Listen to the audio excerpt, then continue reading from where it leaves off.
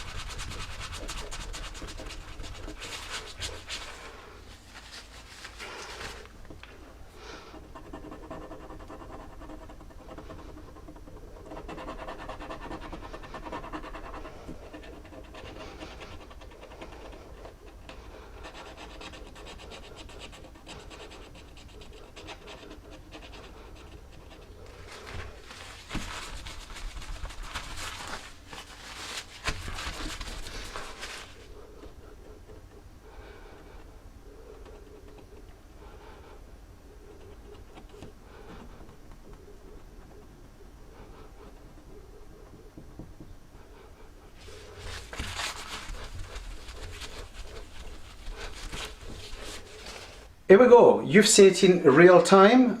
As you can see, it took about what, a minute, and the best part of it, it doesn't even scratch the glass, which is brilliant. So you can leave it to rest when you place it.